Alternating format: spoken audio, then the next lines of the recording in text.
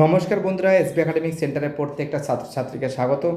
দেখতে পাচ্ছ আজকে আমি 2026 সালের উচ্চ মাধ্যমিক চতুর্থ সেমিস্টারে ভূগোলের প্রশ্নপত্র নিয়ে আলোচনা করছি এবং ভূগোলের প্রশ্নপত্র কেমন হয়েছে সেটা তোমাদের সামনে আমি তুলে ধরছি। দেখো, পুরুদেশবাদ কাকে বলে, পেডিমেন্ট বলতে কী বোঝো, ইনসিটি সংরক্ষণ বলতে কী বোঝো, গুণবাতের চক্ষু, দুই দাগের প্রশ্ন কাম্য জনসংখ্যা, মানব দরিদ্র সূচক, ইমিগ্রেশনের মধ্যে পার্থক্য, মানব কল্যাণ সূচক দৃষ্টিভঙ্গির যে কোনো দুটি বৈশিষ্ট্য, তিন দাগের প্রশ্ন ভারতের দুটি পেট্রোশীল শিল্পকেন্দ্রের নাম লেখো, স্থিতিশীল উন্নয়ন বলতে কী বোঝো, LULC ম্যাপ কি, ভারতবর্ষে খাদ্য প্রক্রিয়াকরণ শিল্পে যে কোনো দুটি সমস্যা উল্লেখ করো, গুণবাদ প্রতি গুণবাদ লেখো।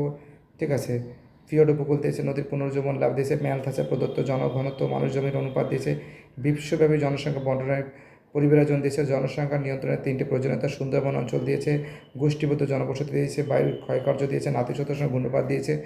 ভিডিওটি দেখার জন্য সবাইকে অসংখ্য ধন্যবাদ জানাই। Bye, tata.